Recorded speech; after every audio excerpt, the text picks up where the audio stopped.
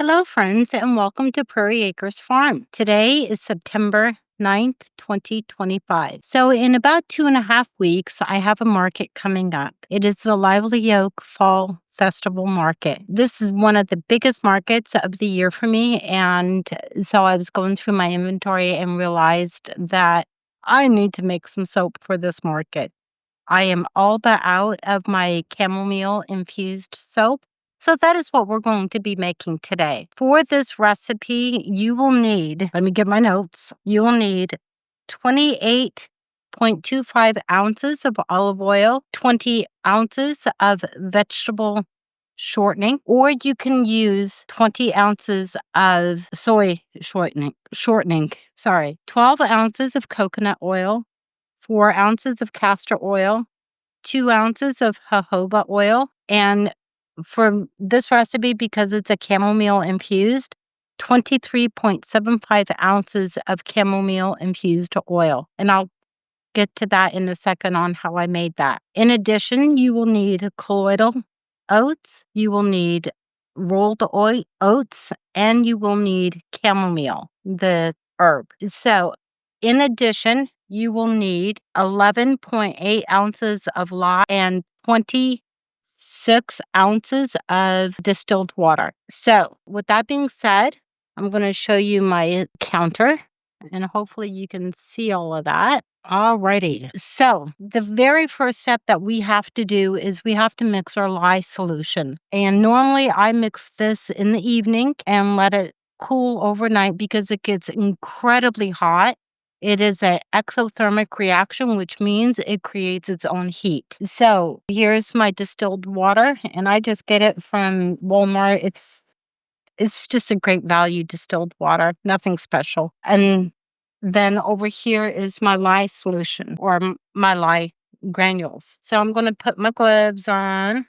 Normally, so I've been doing this for a long, long time, about 10 years now. And most of the time I don't wear gloves. I should because I've gotten my share of lye. So lye does burn. So please, please, please be very careful. In addition, many soap makers will wear goggles. I don't, just because I've been doing it for such a long time. I know to be very careful. But with that being said, please adhere to all safety precautions according to the manufacturer's label. So with that being said, as a disclaimer, so here's my lye solution and my water, and I have a scale.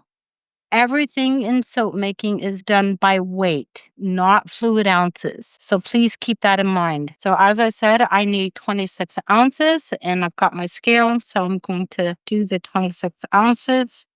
My scale likes to do pounds, so I have to transfer it over to ounces. 26 ounces exact. So let me move this out of the way. In addition to all of that, you are going to need a mold. Today, I'm going to be using a loaf mold. This here holds approximately 5 pounds of soap batter. When you go to mix your lye, please be very careful.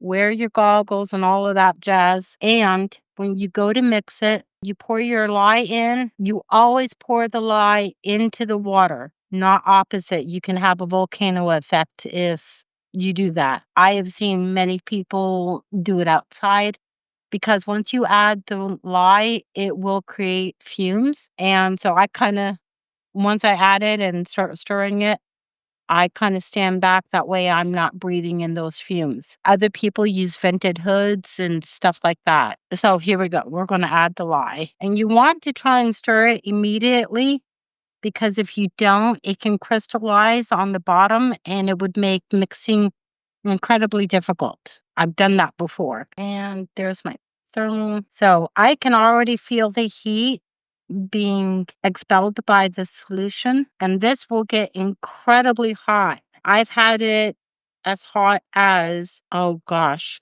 about almost 300 degrees. So just to give you an example, here's my thermal thermometer.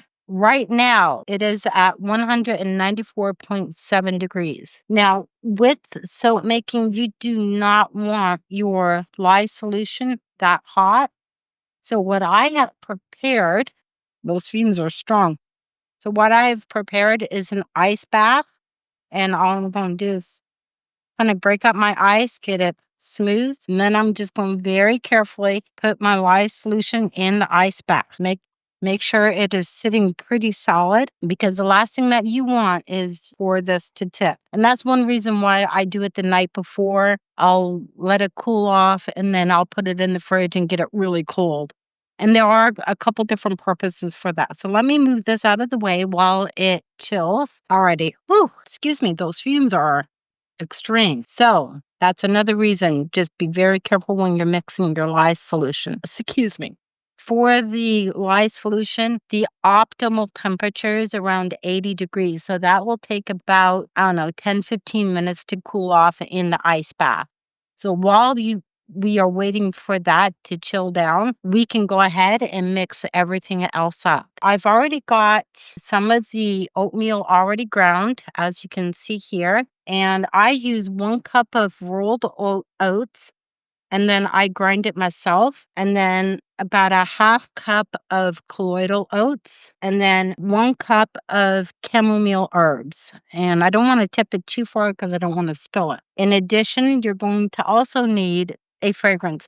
I choose a chamomile fragrance oil that I get from Nature's Garden this year. And the reason why I choose that is, one, I like it. I've been using it for years. But certain flowers cannot hold up to the distillation process, which is how they get the essential oils. And chamomile happens to be one of those flowers that cannot handle the distillation process. So that's why I use the fragrance oil. All right. So while we're talking about it, I'm just going to grind this rest of this oatmeal. And all I'm using is a little coffee grinder. Let me turn this a little bit. So I'm just using a little coffee grinder, and I use it for pulverizing herbs and my oatmeal and whatever else I decide. And you want it not flour fine, but close to it. And then next thing that I am going to pulverize, just to get it out of the way, are my herbs, my chamomile. Because while you can use the flowers in this state, I use it for the medicinal properties of the chamomile, but also as a exfoliant. So we don't want really large chunks. That's about what we're looking for. Now, the other thing that you can use if you don't have chamomile flowers like this, and I did this when I first started making soap, is I would get the chamomile tea from Sleepy Time, and I would use 2 packets of that to put into my soap. And that's about it. Okay, let's move this out of the way. So for the colloidal oats, I got this off of Amazon just this past week because I was out. Normally, I go through bulk apothecary for my colloidal oats, but because I use a lot of it, I needed a cheaper alternative. And this here looks like a really good colloidal oat. It's nicely ground. So it's colloidal oatmeal powder that I got off of the Amazon. And the other thing that I use is the rolled oats. Again, I got this off of the Amazon because I use this not only for soap making, but also to eat. Because I was like, then just to show you, this here are the chamomile flowers. I buy it in bulk, and I go through Mountain Rose Herbs, and I get it by the pound. I mean, that's just what I do because I make a lot of crafted teas with the chamomile. So I like having it on hand. So we're going to set that aside for right now. And over here, I've got my scale. So in order to prepare for this, what I've already measured out is I've measured out the coconut oil, and I have measured out the vegetable shortening. I have seen people use Crisco before, the Crisco shortening but again, I make this stuff in bulk, so I buy in bulk. I normally get 50 pounds of shortening at a time, or you can use soy shortening. Again, you can buy that in bulk as well. I believe Web Restaurant or Web something like that has it in bulk. They've got a very good price on it. However, the shipping is astronomical. So what I'm going to do is I'm going to stick this in the microwave, and I want to melt it. I normally start off at 2 minutes, and then I will add on another minute at a time because You want it melted. We don't want to boil it. So while our coconut oil and our vegetable shortening is melting, I've already got my infused oil in here. I needed to know how much there was I had left because now I'm out of it. I'll have to make some more. So in order to make the chamomile infused oil, you need a carrier oil. You can use olive oil, which I have right here, or you could use sweet almond oil. You could use apricot kernel oil, any liquid oil. So this here is sweet almond oil that I have in here. I need a total of 56 ounces of olive oil and or olive oil infused oil mixture. So just some simple math. You just take your 56 and minus how much I had here, which was 23.75 ounces. And so that dictates that I will need 28.25 ounces of olive oil. So let me turn my scale on. So what I do is I mix all of my liquid oils together, and then I mix my solid oils together. I melt it, and then I combine. So I need 28.25. Perfect. So I'm going to tare or reset my scale. Next, I need 4 ounces of castor oil. You can get majority, if not all of these oils on bulk apothecary. There's other soap making companies out there that you can get your oils from. That is where I get a lot of my oils from. Okay, 4 ounces. And you want to try and be very, very accurate, or as accurate as you can when you're measuring out your oils. Soap making is really science at its core. So you want to try and be as accurate as you can. And then for the jojoba oil, I'm going to do something a little different. I've got a measuring cup here. And I need 2 ounces of jojoba. You can use clear jojoba oil, or you can use the golden jojoba, which is what I have. And I need 2 ounces. Oh, come on. Okay, let me try this again. 2 ounces. Oh. Let me check on my oil. All right, it needed 1 more minute. So what I do with this is I take, this here is titanium dioxide, and all of this does is it's just going to make my batter a little white. But the thing with this is you don't want to use too much, but you also don't want to use too little. So I use about a tablespoon, and I normally mix it in with my oil, and I just take a chopstick and I mix it in. So when I am using a titanium dioxide or any other color, when I'm coloring my soaps, you don't want to add additional oil to your recipe. So you use the oils that you're already going to use. And so, for example, I could use like 2 ounces of this oil and mix in my coloring. But because I know I needed the jojoba oil, it was a great opportunity. Let me get this.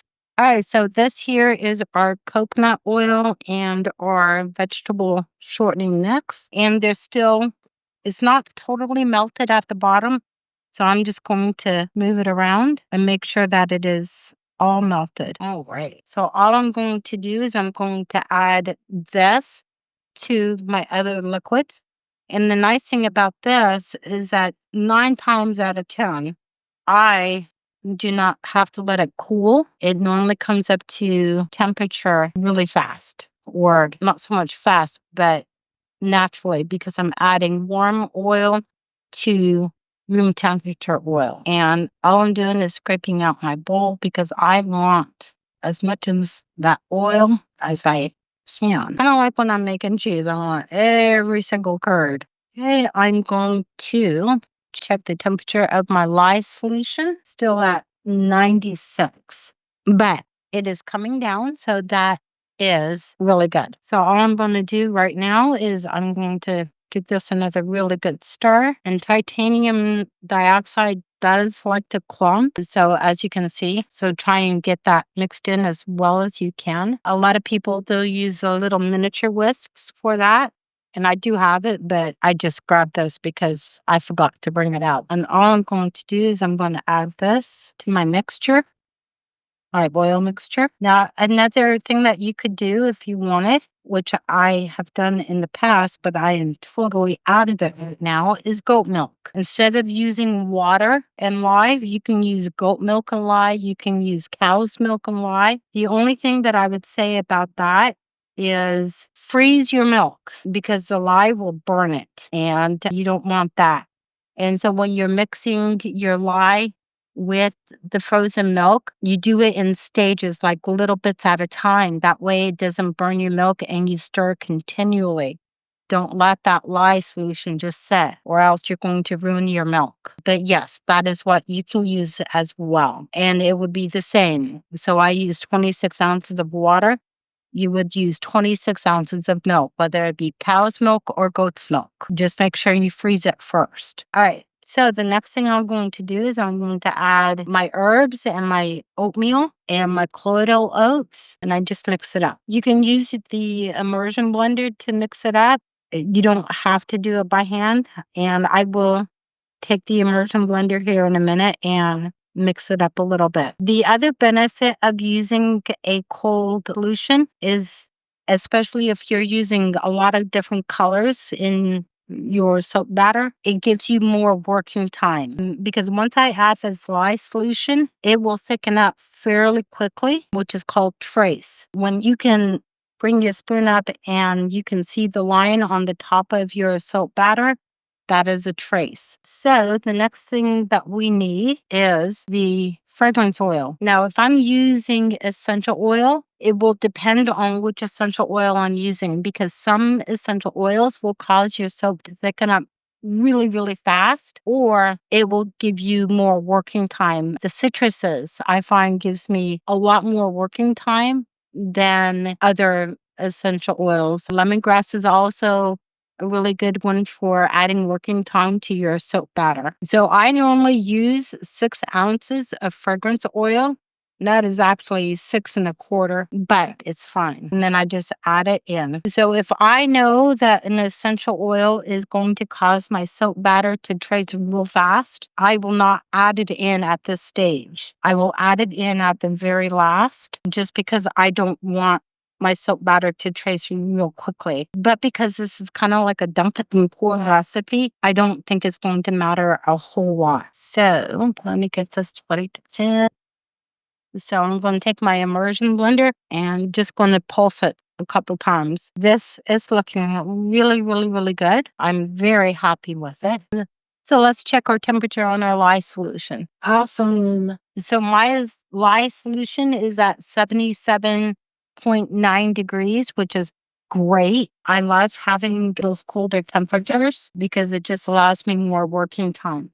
So I've got my mold ready and I've got my oil mixture ready. And so this is always the scariest part for me, but I don't know why, it just is. So I'm going to pour my lye solution into my oils. I'm going to pulse. So a lot of soap makers will bring their mixtures to a very light trace.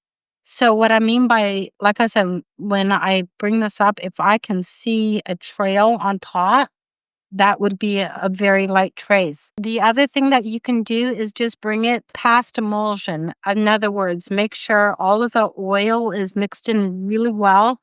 You can't see an oil ring around your bowl or anything. It looks very well incorporated. Most of the time, that is what I do.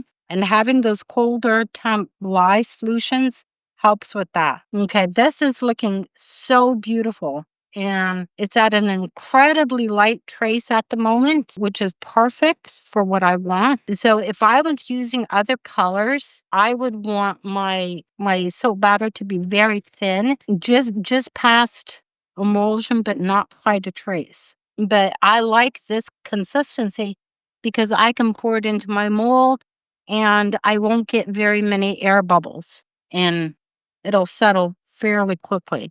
So here we go. And these are very old bowls that I'm using, but they're perfect. Okay, so what I do is I get it close to the top and then I give it a little bit of a bounce. Please be careful with this part because that is why if you get it in your eyes, it will burn like crazy. I've done it. Now this is going to be really full, but I like that because that is what my customers pay for. And it's starting to thicken up, which is great because then we can decorate our top. Speaking of decorations, you can swirl the top or you can make designs in it. You can use a spoon and use that as a design element.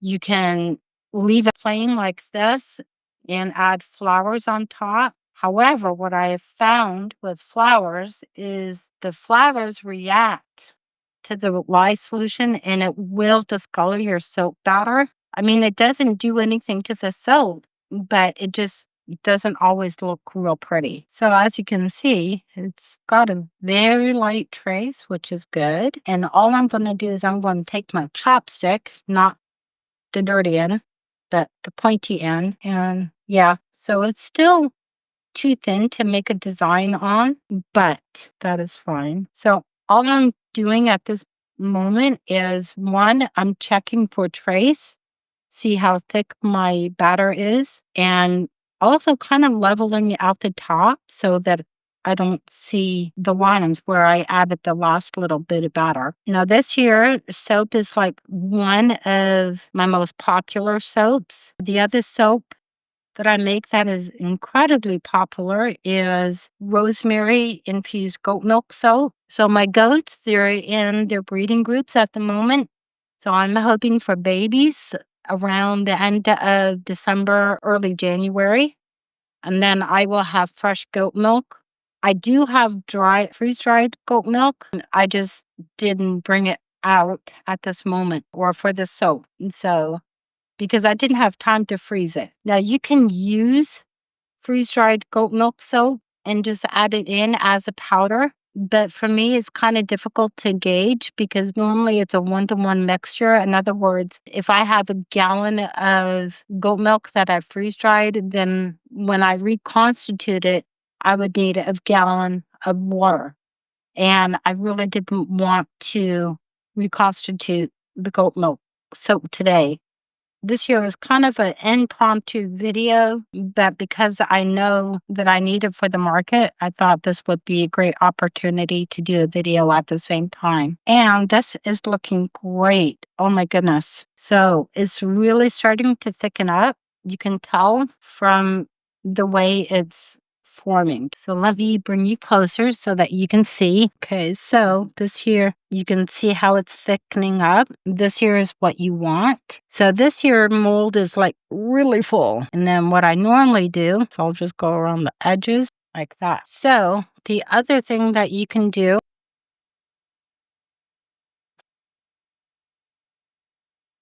can take a tablespoon and you can bring your soap batter up to the middle, just like that. And then you can do it on the other side. So when my daughter-in-law was here last week, we made a brand new soap.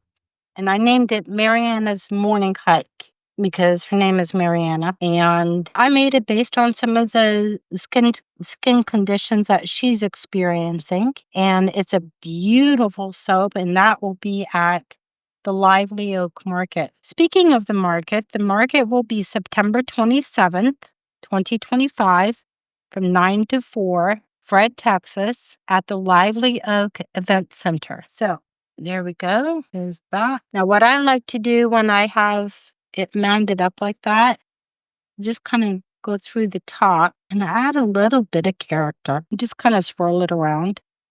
And then I can go around the edges and get the soap off the edge with the chopstick. Just kind of move it on there.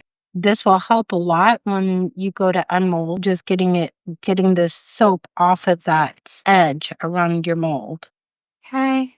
So just to clean up those edges a little bit, I'm just going to incorporate that soap batter that I just loosened off of the edge. I don't know about you, but I like pretty soaps. I like making them look pretty. And I think my customers enjoy that as well. It's not just, a very plain looking bar. It has character to it. Okay, so you can see how thick the soap is, or at least I hope you can. Let's bring you in. So this here is at a very thick trace, which is great for doing what I'm doing because you want your soap to be able to hold the shape. Again, you don't have to do this. I just like doing it. So there we go. So this here is our soap. It is beautiful. I love the color. It smells amazing. It's got wonderful ingredients in it. So the next thing that I'm going to do is I'm going to use this whole process that I'm doing, is called CPOC, cold process, which is what we just did. And now I'm going to put it in a 190-degree oven. As soon as I put the soap in, I'm going to turn the temperature off. And then I am going to let it set until I go to bed tonight. And then tomorrow I will turn the camera back on and we will slice it, and you will get to see what it looks like once it's cured overnight. It will take probably about 24 hours, give or take, to get this really solid. So thank you so much for joining me today. And I will bring you along tomorrow morning when we cut and set it out to dry. Speaking of which, your soap, when you make it like this, takes approximately 6 weeks to fully evaporate out all of the water that was in your soap. So I normally do not sell my soaps until they've sat at least 2 to 3 weeks. And with the market being 2.5 weeks, that's actually a really, really perfect time. So this will be ready for market. So tomorrow morning, we'll catch you back here. Thanks. Well, good morning, friends. Today is day 2 of our soap making. And here on the counter, I have the soap that we made yesterday. I just took it out of the fridge. So last night before I went to bed, let me move this back a little bit. Approximately 9 o'clock, I took it out of the oven. It was already cooled and everything, and then I put it in the fridge. That's just something that I do. The benefits that I've found is that it creates very nice sides. I'll show you here. So what I'm going to do is unmold it, and all I do is kind of tip it upside down on a paper towel. See if I can get this. Normally gravity helps me out a lot on this, but it's being a little stubborn this morning. There we go. So what I do, once I get it out of that mold, because we've got this silicone here as well, and move just a little bit. Hopefully you guys can see. So we've got the silicone mold, and all I do is I just kind of loosen it from the side and the edges, and then I kind of tip it up just like this, soap particles off, and then I just kind of loosen it. What I want to do is I want to break that air seal at the bottom. There we go. So this here is what we have, and this is why I like putting it in the fridge, because it creates a very nice, clean soap on the edges and on the bottom. What I've done in the past is I've released it, and sometimes the soap will stick onto the side of the silicone mold. And I like those nice, clean edges. Now, this here is a soap cutter that I purchased, oh goodness, many years ago. And this one here was handcrafted in the USA by, I'm trying to read the name on it here, Plowboys Wood Shop LLC. I believe I got this one off of Amazon. And this here is not the right size. Give me 1 minute and I'm going to go and get my other mold. All right, so this here is my other mold. So the differences between the two molds is that other one, the one that was made by Cowboys Woodworking, is much smaller, and this one here is larger. And this one here was my very first multi-cutter, and this was handcrafted in the US by Bud's Wood Shop. And yeah, this has been my go-to cutter. When I first started making soap, I wanted my soap to be large because everything is bigger in Texas. And that was kind of my philosophy. And I felt that it also gave my customers a much nicer bar and it would last longer. So when these soaps are fully cured, they should last approximately a month, sometimes longer. It depends on how often you use it. If you're taking like 3 or 4 showers a day, it will go down or be used up. What else did I want to talk to you about today? Oh, before I get to cutting, yesterday I had mentioned about the infused oils. So what I do to make an infused oil, as I said yesterday, I'll use a carrier oil such as olive oil, sweet almond oil,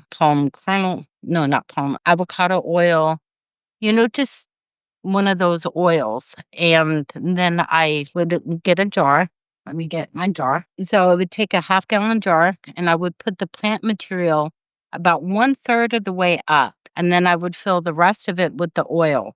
And I would just let it set for about 6 weeks or more and shake it every time I went into the room or made a point of shaking it every day. I've got some oils that have been sitting for quite a while that I haven't strained out, and it's not going to make a difference, really. I mean, a lot of people will strain it out after 6 weeks, but I figure it's not going to hurt it. So, but all of the medicinal qualities are out of the plant material by about 6 weeks. Okay, so what we're going to do now is we're going to put our soap mold or our soap log onto the cutter. And all I do is I just kind of line it up. It's still a little soft, and so you want to be careful.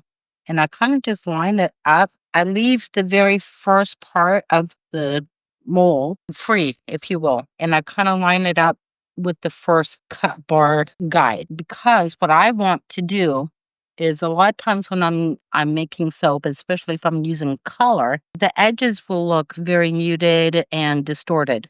And if I've got a pattern going, I want to take that off so that people can see the pattern all the way through. But it also just creates very nice edges. So all I do is I just line it up and I kind of make sure my wires are where I want them to be, and they are. And then all you do is just press down. Now I've already got the wires tightened, and this is what we have. Beautiful, clean chamomile infused soap with ground oats and colloidal oats. And then all I do is I just place it on the paper towel. I have some space in between to allow for evaporation. And normally my soaps will sit out either on the table if my drying rack is full. And I just let it sit to the air and let all of that water evaporate out. And then I will wrap it. And what I do to wrap is I shrink wrap it because I feel it just protects the bar and creates a nice presentation. And I've gone through many iterations of my label, and I think I have finally settled on my final iteration. And then I just take the rest of my mold or my soap, and I press it up against the edge. There is an edge here on the side of the mold, and I just press it up and make sure it's aligned, and then I finish cutting.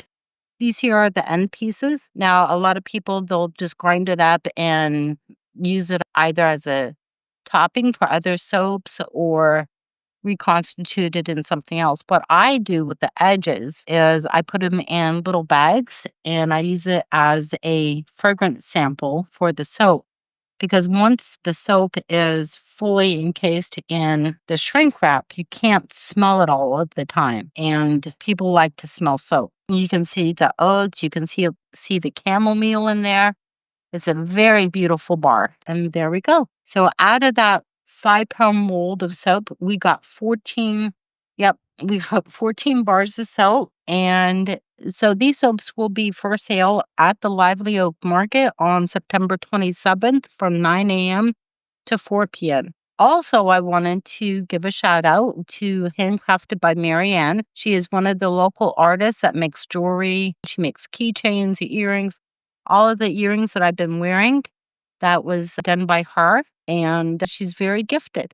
So if you come out to the Lively Oak Market on September 27th, be sure to stop by our booth, Prairie Acres Farm, or go and see Mariana and get your pair of one-of-a-kind earrings. Thank you so much for joining us today and our journey in soap making. One of the other projects that I've got coming up is handcrafted lotion bars.